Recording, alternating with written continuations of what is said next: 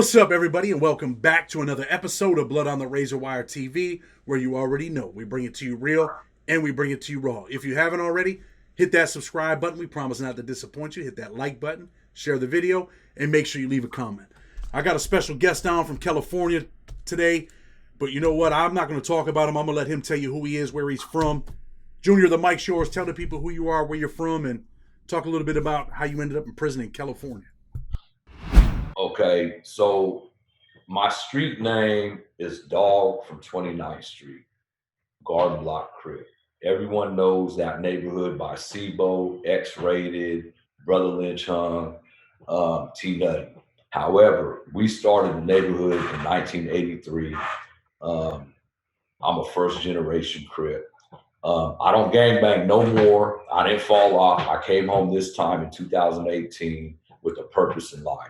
I found out my purpose, and I'm really striving for it. It's hard sometimes, but so I started gangbanging in 1983, August of 1983, the summer of 1983.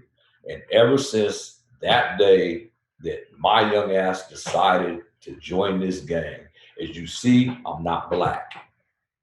When you go to prison with my color or CY with my color, and you claim a gang that's predominantly black, you have problems. So when I first went to prison in I didn't have problems with CYA. CY is a little bit different. It's a different animal. I hear a lot of these channels on here saying CYA was more harder than prison. And to me, I think it was pretty difficult for a youngster to go to CY, but I was already 19 years old when I got there. So I was in the older generation, and I wasn't in a little camp. We was at DeWitt Nelson, NRCC, and then we watched Chad rebuild. But however, so I started going to prison because I was in CY as an M number.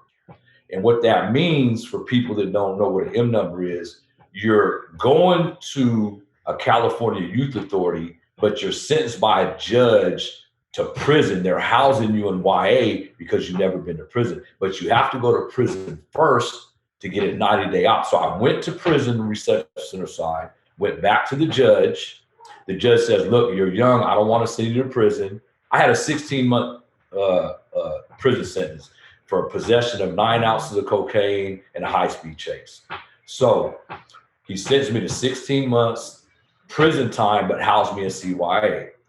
I thought that was a good thing then. However, when I got to CYA, I had to stab somebody. It wasn't over me.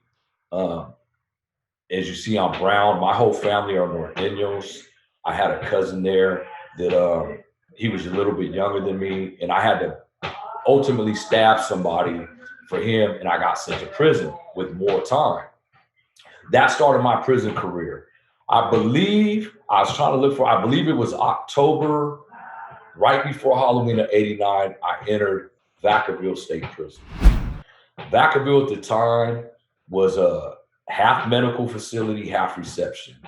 And immediately I get in trouble when I get there because I bring CYA politics to the prison, and you can't do that. You can't have indulge with violence with another race. And I slapped a white guy in California prison. This is my first week there. Can't be slapping the white dudes, bro. No, I'm just playing with you. Go ahead. And not only was he white, he was an elderly white. So I learned very fast, you can't do that. And the guy threatened me, said he killed someone. That's why he's there with his bare hands. And I took that as a threat. He kept changing the TV from my basketball to the Pink Panther, and I slapped him, and they told me I had to roll him up. And at the time, I thought roll him up means roll his mattress up and put it by the door. I got in trouble, to say the least. From there, I went to DVI. Anybody knows DVI? In 1989, it was gladiator school. They sent all the gang members there, anyone the hardest of the hard went to DVI gladiator school. And when I hit the yard, all you see was red and blue bandanas on the yard. And of course, I got tested immediately. But after that, when I paroled, I might have stayed home 8 months, and I kept coming back. But after that initial problems that I had with Southerners and Northerners, because I'm half Mexican.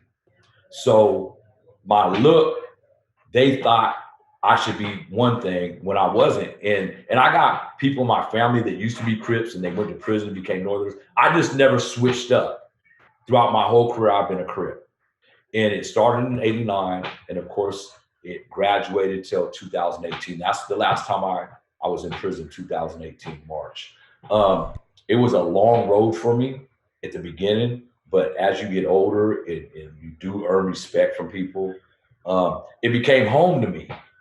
And it's really your mind. When you come home, you're home on a vacation and you're like, I'll go back someday. But this time something happened to me, Chad. It was like, I got 4 kids. I got 3 grandkids. I don't want to see them going through what I went through. And I tell them stories all the time. That's why I started my YouTube channel, to tell stories. And the stories, I don't really get into detail with 2 of my kids, but 2 of them I do, because I want them to know really what they're going to be up against if they do go to prison. It's the worst place. It's a living hell. And for me, a lot of people won't say this, but for me, the living hell was being away from my family.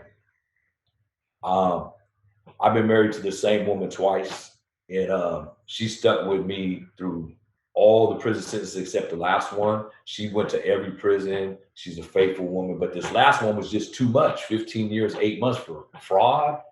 And I got all kind of other shit that deserved more time than fraud, but they wanted to make an example out of me. I see you got a question. Yeah, I want to talk to you a little bit about when you said that someone tested you when you first got there. Some of the viewers might be like, well, what does he mean by tested? What happened? They want to know. So, my uncles are was NF. 2 of them just passed away recently. So when I first got to Vacaville, both my uncles and my cousin approached me and they're like, your slate's clean now. You're not in YA no more. You're in prison. You have to run with us.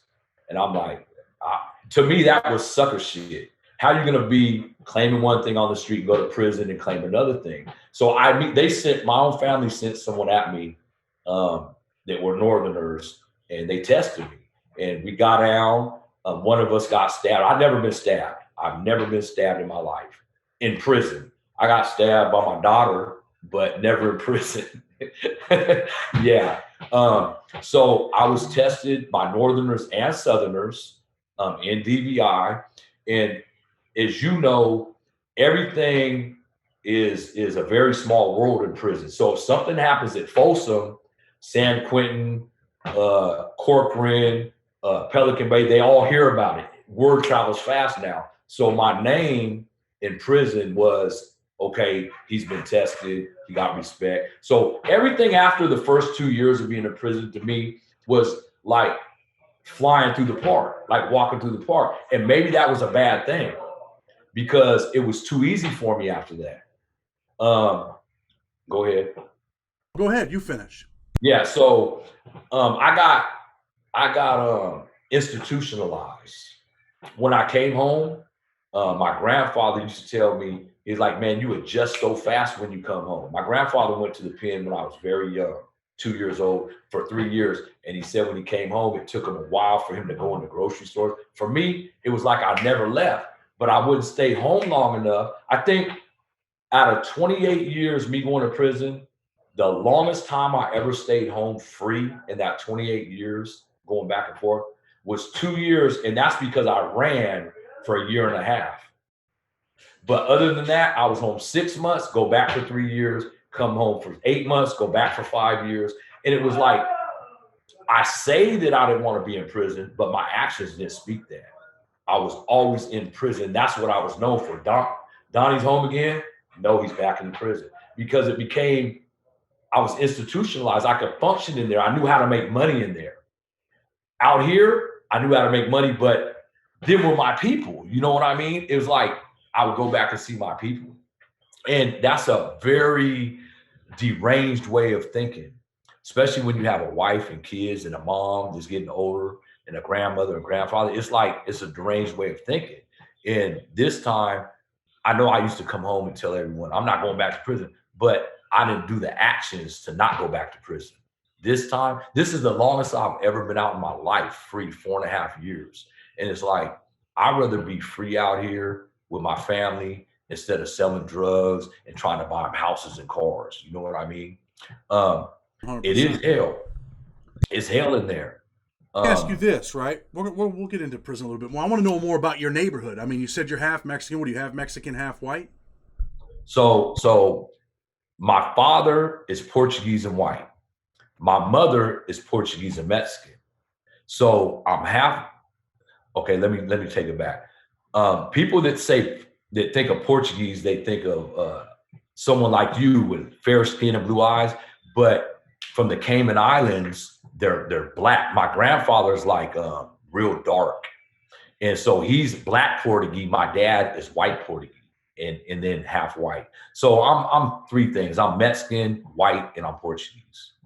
And growing up over there, it was the 29th Street Crips. What was your neighborhood, man? Was it black dudes? Was it predominantly Hispanic, predominantly black? So the elementary school I went to was John Morris, and my street where my mom still lives was predominantly black, and all my friends all my life have been black. Just my family has been Mexican. You know, my cousins, my uncles, but I always navigated towards the black culture for some reason. As a youngster, like I remember in kindergarten, I was attracted to a black girl at school. And it's like, where did I get this from? But as I grew older and then the gang started coming into Sacramento from LA, it was like, I'm gonna tell you what people ask me on my channel. I haven't never said this on my channel. Like I get all these comments. Why did you navigate towards Crips when your family were Mexican? On Halloween, when I was 12 years old, Chad, me, my aunt, and her friend, she was black, we was trick-or-treating, and this van pulled up. And these black guys jumped out. And I've never seen this before. They all had khakis and 501s on, and they was Crips. They was sagging their pants. And I thought they was going to throw us in this van and kidnap us. That's what I thought. And they was cousin and all that. And I was attracted to that for some reason. And of course, the next year after that, a guy from LA came to our neighborhood. He started my neighborhood, and we just navigated towards that. And I don't know, I can't answer it honestly, what made me join a gang, because I wasn't raised in poverty. My family, it's like most people when they join a gang, they're searching for something. My dad left, I think, when I was 8, but I always had a relationship with him. A distant relationship, but that's a whole other story. But my mom and my family wasn't in poverty. And that's what young kids nowadays navigate towards gangs, because they don't have their father at home. They might want to make money for their families and stuff. That wasn't the case with me. I was just attracted to it. So I look back at my life and it's like, it's been fictitious. 48 years of my life, I wore a mask, pretending to be something I wasn't. I'm not no damn gang member. That's so far away from my mindset now. And I don't want anybody that feels like they're in need of anything to think they have to join a gang to get that love. It's not about that, bro. There's no love in gangs, period. They use you. If you're not a shooter and you're not a fighter, you got to be a breadwinner. You got to be one or the other, a fighter, a shooter, or a breadwinner. You know that. You've been in prison. And you're used indispensably, you're used over and over. And I figured it out when I was in prison this time. I got a friend that we grew up with. He's a celebrity now. And he's got all kind of albums. And this is what made me realize this, Chad. I was sitting in prison with a 15-year sentence. And this dude, his name is Sibo. Me and my brother produced him from 1992, I think, to maybe 2000, 2001. And this dude was out on the street and he called me. I had a phone in prison. The whole time I was there, I had a phone. He called me one night and he asked me to borrow $1,500. Right there, I had the girl that I was seeing in prison. I had her get up and go Western Union, this dude, $1,500 to Kansas City. As soon as I did it, I knew my purpose. This guy's out on the street. He's calling a prison because he needs $1,500. You got 31 albums out, bro. Why would you call prison and ask for someone? And he is my little homie. You know what I mean? He's my homeboy. So at that moment, I thought to myself, am I here for financial gain for all these people in the so-called gang that loves me? People call me for money in prison. My first week home in 2018, I get the same call. Anybody that knows me, I've been addicted to U.S. currency since I was 14 years old, and people know me about that, about myself. That's what I've been addicted to. Never drugs, sometimes alcohol. I stopped drinking because I had my kidney removed. But my first week home, Chad, I got a call to borrow $2,500 for rent. This dude been out 15 years. He should be calling me, asking me what I need, right? I can't hear you. 100%. So that's really was the last straw that broke the camel's back. We could do the fillers, but I don't like, I don't want to say I don't like talking about prison and gangs because that was my life for so many years, but it seemed like it was decades away, but it really wasn't. It was 4.5 years. And I'm here with you on your channel because of what you're doing. I don't get on anybody's channel. I've had several requests. I don't just get on anybody's channel because I have to know you're authentic. My channel just started, but you're an authentic cat, and I commend you, man, for what you're doing with this. The whole channel is like where I want to be. You're saving people. I see your comments too. I'm in your comments, watching your comments. I see your responses to the comments, and people, they get on here for entertainment. You're not on here for entertainment. I'm not on here for entertainment. I'm not on here to discuss my life story. I'm on here to save these kids from joining gangs and going to prison, bro. Junior, I say this all the time, right? Sometimes, man, not sometimes, but a lot of times you have to give them that because that's what they're interested in. They want to see that. And then you give them the message. This isn't like Scared Straight, man. This is, we're going to keep it real. I had a dude on the other day who talked about what happened to him in prison. I want young dudes to hear that. Because, you can walk into prison, think you're the toughest dude on the compound. And when you get there, there's 100 dudes tougher than you that can victimize you, that can do things to you. So I definitely want to get that message across. And, you were in a tough prison. You were probably in one of the toughest state prison systems that, back then it was definitely jumping. It was not a nice place to be. It was a dangerous place. It's still not a nice place to be, right? Definitely. So you said something at the beginning right now that people want to know that, and I understand that the violence is tremendous in California state prison system, but there is no tough guys in California state prison. You could be the biggest, baddest guys California state prison, but it's run by a machine. You're this part of the machine, and I don't care who, where, what you're from, you're dispensable to any car. Crips, Bloods, SAs, Northerners, Whites, ABs, you're dispensable. I don't care if you're the head of anything, you're still dispensable. And when you realize that, you realize how small you are to this machine. You're a very little small part. I went in there with that attitude, and it was the biggest mistake I ever made. Thank God I never was stabbed or killed in prison. So like I said earlier, I'm addicted to U.S. currency. So as soon as I hit a yard, I get a dope sack every time I go to prison. I know there's so many people in there that's trying to get their sorrows away by the main drug in prison out in California is heroin. I never seen heroin on the street until I went to prison, and I seen how much they was paying. A match head, like this tweezer, that match head is $50 in prison in California. I could get 10 to 15 of those out of a gram. If I got an ounce of that, I'm making $10,000 out of an ounce that I pay $600 for. So I seen that. And my mentality was I need to take care of my wife and my son from in prison. Her mentality was she's a Christian woman. She don't want that. She had a good job. But me being a man, I want to do that and hide it from her. Oh, I'm in here gambling. You can't do that. So I always got in trouble because if you go to prison and you drink alcohol, you gamble, or you sell drugs, or if you sell tobacco, they ban tobacco in California, so it's a new drug. You're going to have to make an example to somebody that ain't paid you for something. And if you let it slide, you're going to be took for everything you have by everyone on the yard. And you have to make an example. I sold drugs from 1989 till 2018. I sold cell phones, tobacco. I'm not proud of it. And a lot of people think, well, how was you getting them in there? How do you think? The guards, the warden at one prison was bringing them in. The warden is. I want you to get a book, Chad. It's called Only at Solano. The guy's last name, I just looked this book up.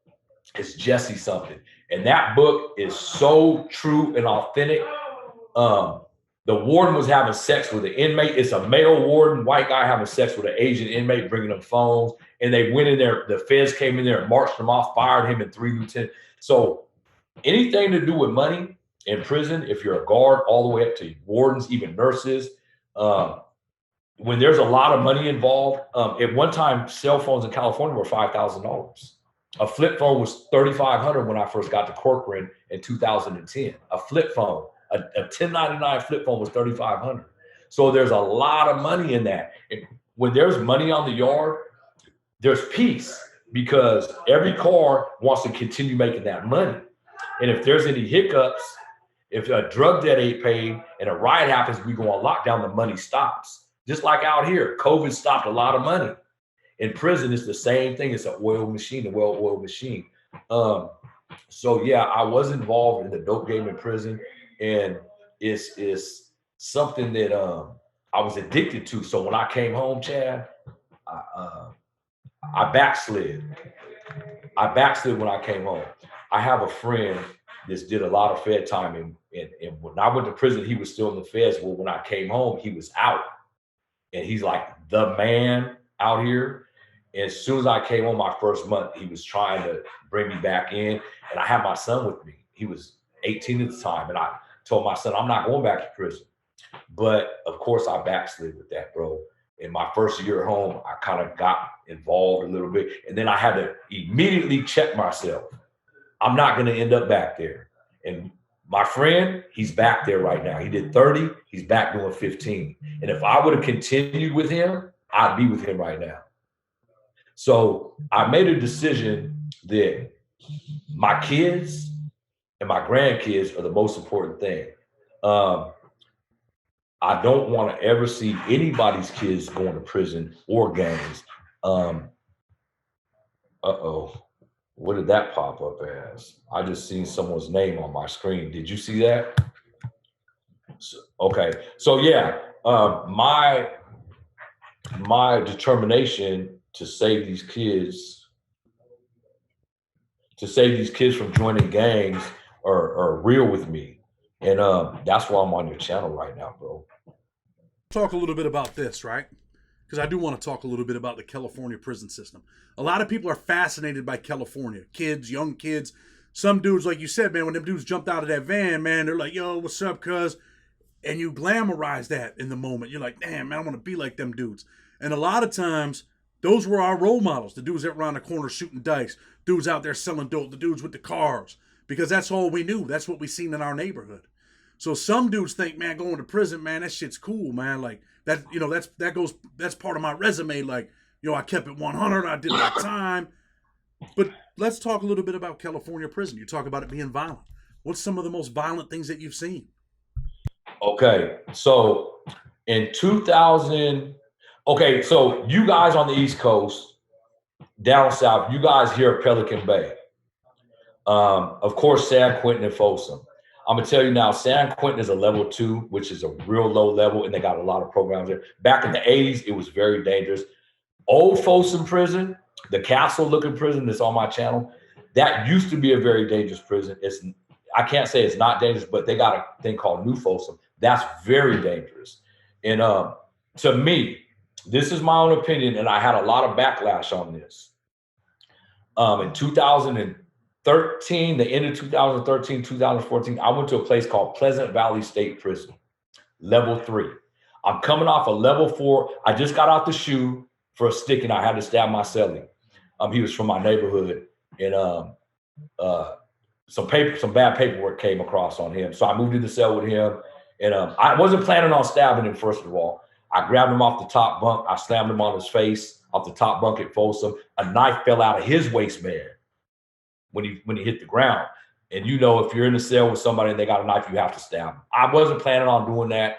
I was just gonna beat him up and make him go. He's a little guy, and we was fighting for the knife. He ended up getting stabbed twice. So, but I want to go back. So, like I was saying, Pelican Bay sticks out to a lot of people as being, because it has the shoes, all level 4 180s. I've been to Pelican Bay on a layover. I never stayed in Pelican Bay. However, New Folsom, Corcoran, Lancaster are the level 4 180s I've been to. Lancaster wasn't a 180, it was a 270. And what I mean by 270, do you know what a 270 and 180, the difference is? Okay, so a 180 level 4 prison in California is the most secure prison you could go to. And when I say 180, every unit is divided up like a pie with 8 cells in each unit. So it's one building, A section, B section, C section, and there's a gun tower right there watching your cell. Like every time you walk out of that cell, they feed you in the cell. You don't leave the cell except to go to yard. I walked into New Folsom, and we was on lockdown. We was on lockdown because the Bloods and Crips had a riot over a phone. Why the Bloods and Crips were on lockdown, the Hoovers and the Bay Cats were out on the yard with the Southern Mexicans. They brought 2 buses of Southern Mexicans in while the Bloods and Crips were on lockdown. So it looked like there wasn't that many blacks on the yard because we was on lockdown. So the Southern Mexicans approached a Bay Cat and asked for more real estate. And what I mean by real estate, they wanted a half a basketball court and 2 pull-up bars.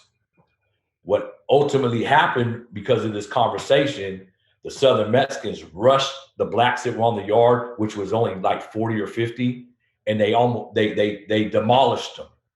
So us being on lockdown when we came off, of course, we all attacked them. That was probably the most eye-opener riot I was in. But Pleasant Valley Level 3, 2014. When I was first brought to prison in 89 and 90, I met Fresno Bulldogs. They used to be North Indios, but they're not North Indios no more. They're on the other side. So they don't go to all our prisons. They got 3 prisons in California dedicated to their faction, and one was Pleasant Valley. So I haven't seen one since 1992. When I get to Pleasant Valley, I got my property and I'm walking across the yard. Of course, I already called my friends there and told them I was on my way, so they was waiting for me. So we're walking across the yard with my property, and I hear barking, loud barking, like 30 or 40 people barking. And I'm like, what is that, bro? I never, and they're like, that's the Bulldogs. They run this yard. And I went to my cell, I put my property up, and the first day after orientation I came out, I seen a Mexican Bulldog call an East Coast Crip the N-word. Nothing happened. It was amazing to me. I was there 6 months, and every alarm, this yard that I was on, Beeyard, was like the most dangerous yard I've been to. And why I say that is because when someone's stabbing someone and the cops press the alarm, any prison in California and anywhere else, the cops run to the melee or the stabbing or the fighting, and they spray you with mace, and they handcuff you, they beat you with batons. At this prison, Chad, they walk to the alarm. You could be stabbed. I could be stabbing you on the yard on the basketball court, and 5 or 6 cops will walk across the yard very leisurely, and they'll surround you, and they'll let me finish stabbing you. I promise you. And then they'll tell me to get out, and they'll handcuff me and take me to the program office. So I knew when I seen 2 Southsiders removing somebody, and they were stabbing them and hitting them in the head with a horseshoe, and the cops surrounded them and let them finish. And dude was brain dead. I mean, his shit was split open. I knew I wasn't going to be at this prison long. So my first opportunity was 6 months. And this is the only riot that I caused in my whole prison stay. I had 6 homies there from my neighborhood, but I had like 22 people from Northern California that were Crips. So you got to get something. We don't run with LA Crips in jail. We got something called NC, Northern Crips, and that's like Sacramento, Stockton, Modesto, anything in up north. LA is way far from us. So we got our own car. So I got these guys together because my little homie from my neighborhood, he had gave a bulldog a $50 green dot for some weed. And ultimately he just took the green dot and was like, it wasn't no good. He scratched the numbers off and loaded it, right?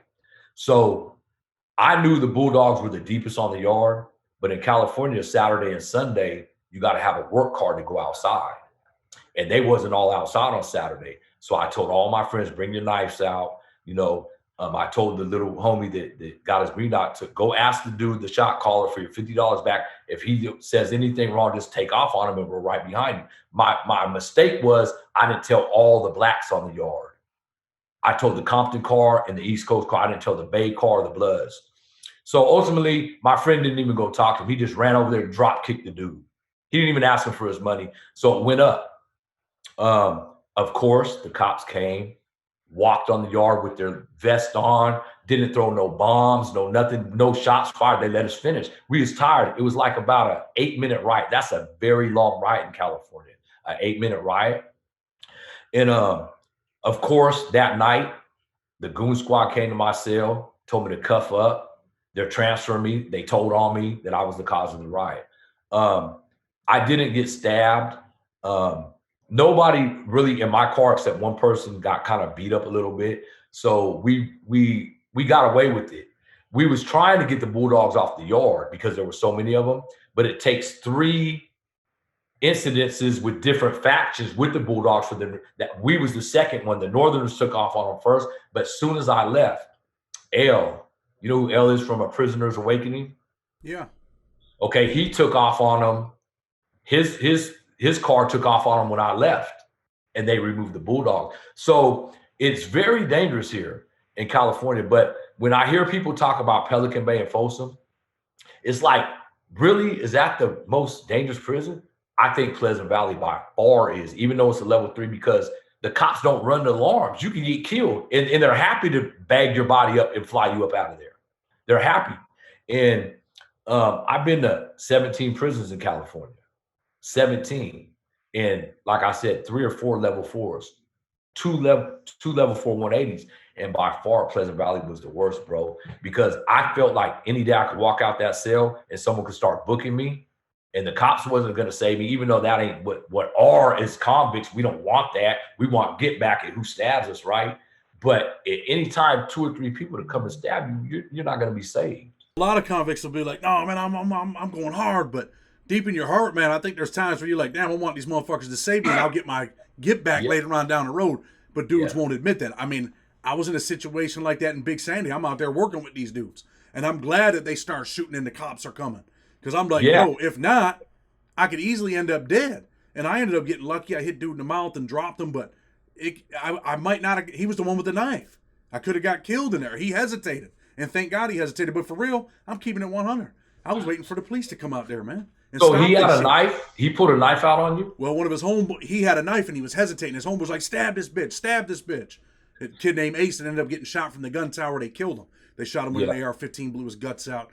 But I've talked about that in my book and on my channel. But yeah, man, dude had a knife and he didn't stab me. He hesitated, and I just blasted him, and I got lucky.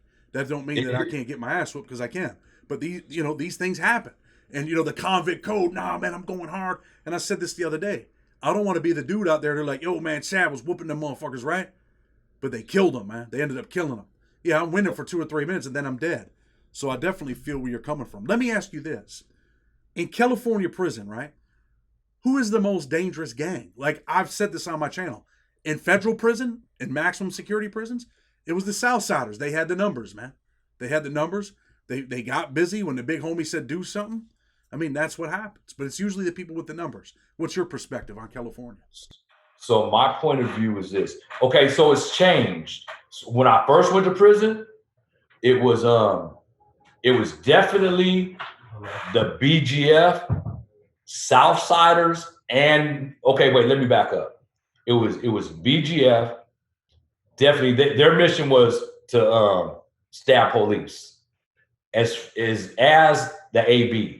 But as time went by, they started taking all the BGF, all the AB, all the NF, all the MA to the shoe. If you was affiliated, you was going to the shoe, indeterminate shoe, you wasn't getting out. So as time went on in the 90s, now I've been on yards where, okay, so in California, Southerners, Serennials are the deepest. Every prison, not every prison, but the majority of prisons, the Southsiders are the deepest. Are they the most dangerous? I would say no.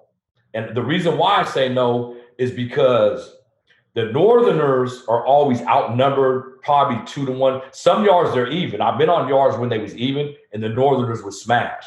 I've been on yards where they was even, and the Southerners would smash at Salon. They came in and just smashed the Northerners without any altercations.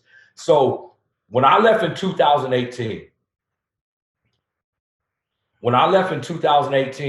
I would say,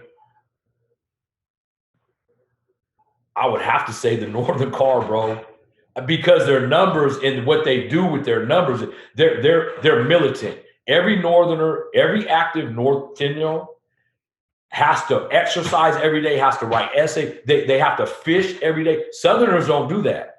I see both sides. I know a lot of Southerners, but it's most dangerous. Now, there's a difference between most dangerous and most presence. And to me, the Southerners got the most presence. And what I mean by that is you can't walk a yard or a hallway or a chow hall without seeing them. Now, I'm going to tell you something. I just did something on my channel the other day. And it's very hard for people to believe, even in my comments. When I was at Old Folsom in 2003, I get my dates mixed up. I'm almost positive it was 2003. The whites and the Southerners had a riot. That don't happen too often. It was over a drug debt.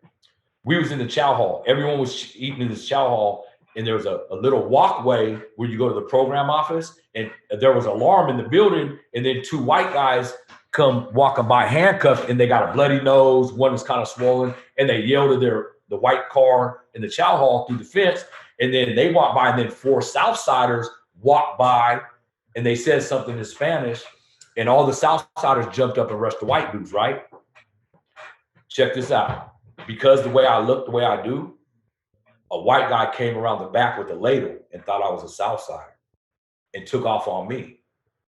So what would that do in the feds? If the Southsiders rushed you guys, right, and you came over to me and hit me in the head with a ladle, what would that cause the people I hang around with to do? Getting involved, 100%. So listen, this is the only riot that I know about, and I try to do my research, that the Southsiders and blacks were against the whites ever in California prison system. And that's what happened. And that's why these kids need to know it could go up with anybody. But to answer your question, because I see you ask everybody that. And I believe in the California prison system, the active Northerners are the most dangerous. Even though their numbers aren't as big as the Serennials and the Southsiders, right now, you can't even say that now because I don't know if you know it or not, but there's end of hostilities in California. Do you know about that? I've seen a little bit. You know, some of these guys have talked about that stuff on their channels, and I've caught little clips of it. Well, Southerners and Northerners run together now. Totally. They eat together, they play ham, and that's never been done. So right now, the most dangerous people in California state prison system is the Mexicans, period. If they decide to take off on the whites or the blacks, they're going to get demolished, the blacks and the whites, because there's so many Mexicans and Northerners and Southerners together. That's my answer. I mean, there's always power in numbers. And like you said, man, I was on a yard with Norteños. I was on one yard that they were at in USP Lee. And like you said, they were militant. Them dudes had to exercise every day. They weren't even allowed to exercise in tennis shoes, bro. They had to run in their boots like real soldiers. I know they roll their beds up every morning. Some of them slept on their metal bunk, not on the mattress, like some real soldier stuff, man. And they actually had some black dudes that ran Norteño over there. One kid named Boxer. and they had stabbed this bulldog, man, stabbed him in the face, and it was a pretty vicious day, man. But What prison was that? that was at USP Lee. Oh, you was at Lee, huh? Lee County, yeah. What's the most dangerous prison you've been to? The most dangerous prison I've been to, man, was what I write about in my book, Big Sandy. Big Sandy was dangerous. Pollock was very dangerous. But at the time, they had closed Beaumont down and brought everybody over to Big Sandy. And Big Sandy was definitely, I would say, one of the most dangerous prisons in the country. Feds or state. It was definitely dangerous, man. Yeah, I have two friends in the feds right now, and I asked them, and they do not want to go to Sandy. One is in New Jersey. Oh, both of them are in New Jersey right now. And I asked them about, because I never heard Big Sandy until I seen your channel. And I'm like, Big Sandy. So I looked it up, and it's way out. And I heard the guards are like very corrupt there. It's going down there. I've seen that murder about that black dude that happened there, the cat. You know who I'm talking about? The one I did the video on? Yeah. And I looked that up, man. And you did a video with his father too, huh? No, that was in Canaan. I did a video with a kid that was in Canaan that got killed. I did a video with his dad. He was going home in 6 months? Yeah, that was at USP Canaan. Yeah. That's crazy. Celly killed him. A lot of people don't know what happened, but I got some friends over there. He tried to get at his celly, and his celly got him. Celly was an older dude, from what I heard. But anyway, how you've been out? I want to talk about what you're doing now with your life, and we'll talk about your YouTube channel and stuff like that. You've been out 4.5 years, right? What are you doing with your life now? So when I came home, like I said, I kind of got back in the dope game real tough for the first 6 months to a year. When I realized what I was doing, I knew I was going back to the same spot. And this is faith right here. I'm a faithful man. So my grandmother had passed and my aunt took over the house and she wanted a tree cut. And me and my friend, the one that's back in the feds now, he knew how to cut trees down. So we went over there to cut the tree down. While we was over there to cut this tree down in the front yard, all these neighbors came over there and asked how much we charged to cut a tree. I didn't know nothing about trees, but I'm an opportunist. I seen that. I immediately went and got a business license, started a tree company. That was May of 2018. It flourished. It took off. I didn't know what I was doing. I ran businesses before. We had a transmission shop, some other businesses, but it was like, man, this is my way out. You know what I mean? I got to have money. Everyone has to have money to live, but it made me really realize that I could do something different. So that's what I've been doing, but I'm older now, I'm 53. So if I would have started this when I was 20, it'd been different. So I still get calls for trees. I got 2 crews that'll go do trees, but I'm in the HVAC now too, and ceramic coating. So I got a few things going on. You know what I mean? My goal is to not do any of that. My goal is this right here, this video camera. I don't want to work.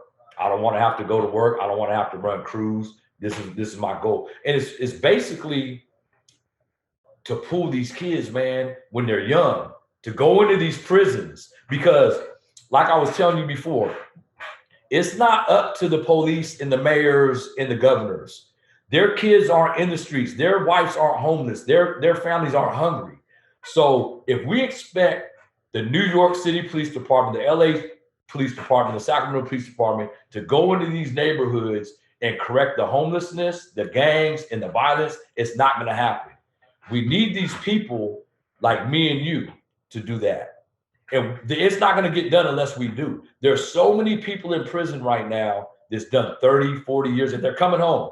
They're coming home slowly, and they're all on the same page. Anyone that's did over 20 years, they're not coming home to do the same thing. And I've talked to many of them, and they want to come home to save their kids and their grandkids. So that's what I'm on right now, Chad. I think this, Junior, and I say this all the time, the majority of dudes that I know that done a bunch of time, that came home, I'm going to say 90% that done a lot of time, have gotten their lives together. One of my boys I interviewed came home, he started a sign business. He's doing all kinds of signs for Amazon, making 20, 30 grand a month. He owns his own business. We had another cat on that he started running his own janitorial business. I think he went down to Alaska. Was it Coach Carter? and he's coaching basketball. He's like, dude, I'm making $30,000, $40,000 a month sometimes. Like, dudes are really turning their lives around because you have that hustle in you, right? And I want these young dudes to see it. You're a hustler. You're out here getting money, but you're getting money the wrong way. But if you have that hustle mentality, like yourself, then there's other hustles, man, where you can make more money now than you ever made selling drugs. Look at you. You're out there cutting a tree. You see an opportunity. Now you own a tree business.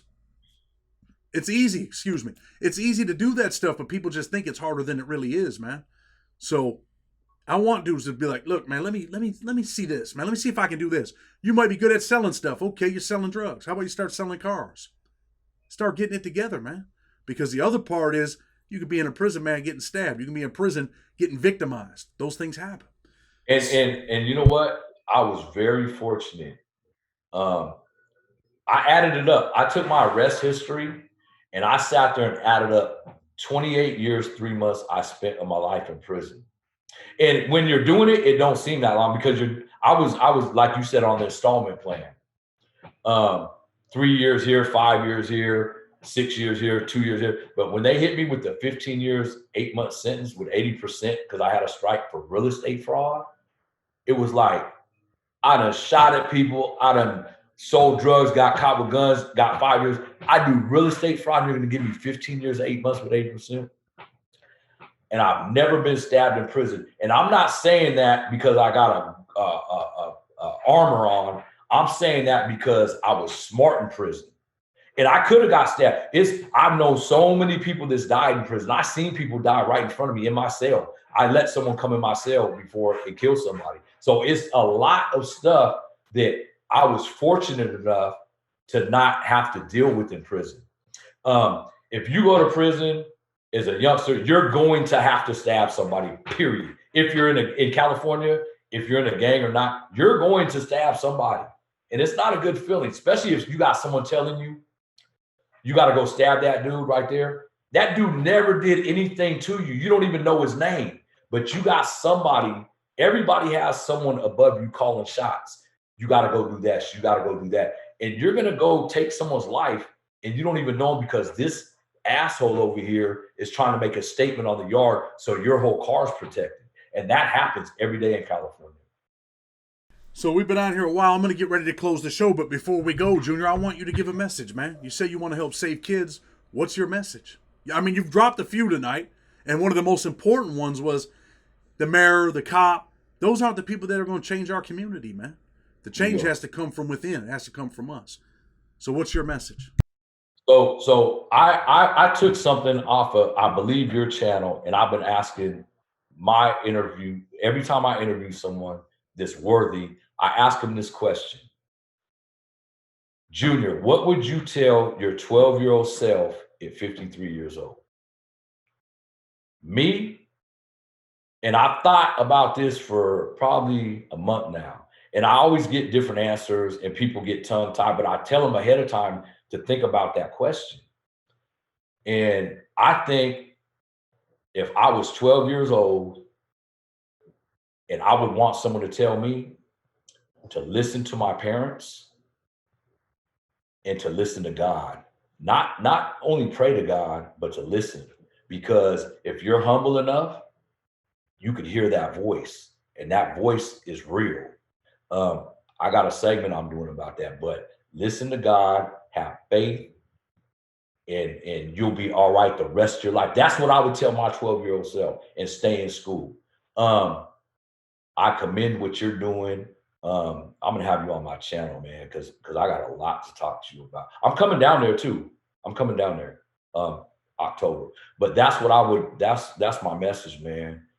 If I would have been told at 12 years old what I'm telling you guys now, I don't think I would have ever joined the gang. I mean, I looked at it from a 12-year-old's eyes when I seen them guys jump out that van, and it was like intriguing to me. But knowing what I know now, that was garbage to me. That was the devil sending them guys over there. On Halloween, you got to think it was Halloween, the day I realized what a Crip was. Halloween's the evilest day of the year. And I realized then I wanted to be something that I wasn't. I was faking for a lot of years, Chad. I was faking like I'm a gang member. I'm not no damn gang member, man. I'm a family man, God-fearing man. I definitely appreciate you coming on. Tell the people what your YouTube channel is, and I'll put it in the links. The Prison Yard TV. If you're trying to get an interview, I'm backed up right now, but go ahead and subscribe, like, definitely hit that notification button. It's called the Prison Yard TV. You'll see it on there. I appreciate you, Chad. Talk later. Have a good day. Go take care of your wife. She needs it. She drank last night. I know what it's like. Go take care of your family, bro. I appreciate you. I appreciate you. I'm going to tell the people, man, if you haven't already, hit that subscribe button, hit that like button. Blood on the Razor Wire TV. Until tomorrow, we're out.